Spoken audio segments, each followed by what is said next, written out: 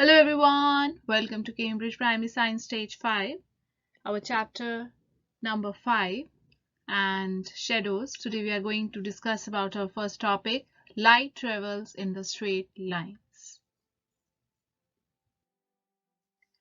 Light from the sun, it always travels in the straight line, and the shadows are formed when the light is traveling from the sun and the source is blocked. That means if their light is coming from the sun, it always travels in a straight line, and when the light is coming but there is some object which is stopping the light, right?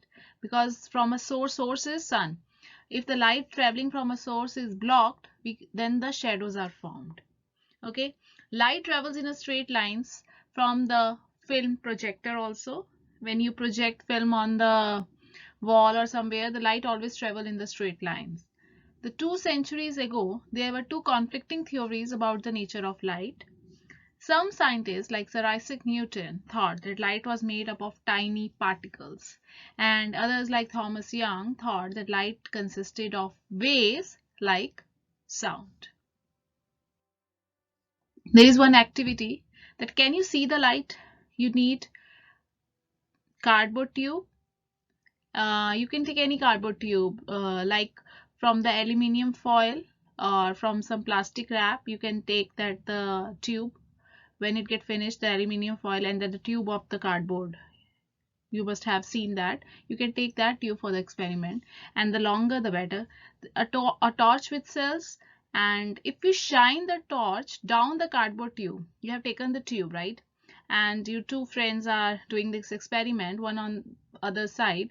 Then if you shine the torch down the cardboard tube, you will see that the light travel in the straight lines. Okay, but if you bend a tube, means if there is some, now like you can say that if the light is blocked, right, by bending a tube, when if the light is going in a straight line without any blockage and all that, but if there is something is disturbing the light, I mean something is blocking the light, if you bend a tube, the shine your torch again, can you see the light? No, because you can no longer see the light from the torch at the other end of the tube because the tube has been bent.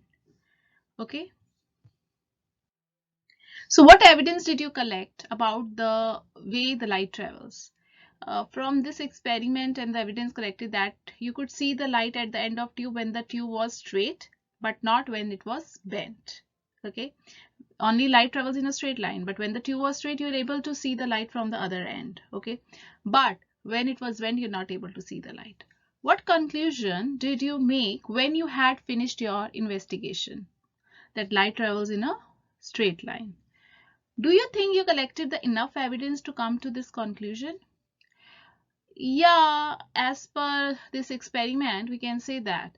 But it is always a good idea to collect more and more evidence. More and more experiments will help us to understand that whether the light travels in a straight line. But as per this experiment, we also can say that, yeah, it is a good idea to collect more evidence.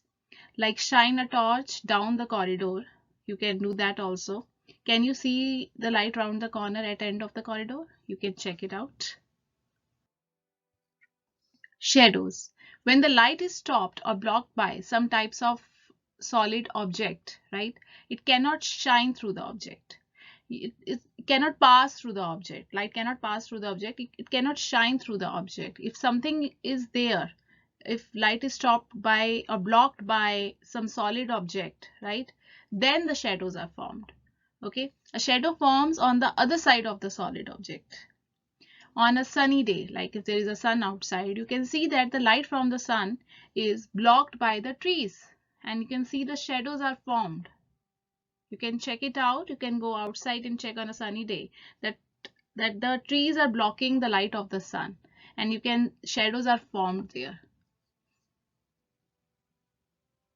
So here is an activity that observe and make the shadows. In this activity, you can perform, you go outside on in a sunny day. What you see, you need a sunny day. You need the surroundings where there are walls, there are buildings, there are trees, so that you can see the shadows, how the shadows are formed. What you can do that, you know that the light from the sun, that comes direct in a straight line. But if there are buildings or if there are trees on that area, you will see that that the light from the sun is blocked by the trees, or it is blocked by the walls of the buildings, and you can see the shadow formed on the streets, on the road. And you have to observe that shadows at the different times of of the day, and what is blocking the light and allowing the shadows to form. You all have to observe that, and you are able to see that. Can you identify the objects blocking the sun and causing the shadows? You themselves cause the shadows also. It's not only the buildings, it's not only the trees are blocking the way of the light from the sun. You can also see the shadows on the road of your own, right? When you stand and you see the shadow of your own on the road, because you are blocking the light from the sun. So you themselves can cause the shadows by blocking the sun, or your surroundings like the walls of buildings and trees, as I already said. If the light could travel around the corners, would we get the shadows? No, because if the light could travel all around the corners, it could bend around all the solid objects which come in its way, in its path. Misunderstandings and misconceptions. Shadows is that they exist without light. Shadow exists on its own. This is a misunderstanding.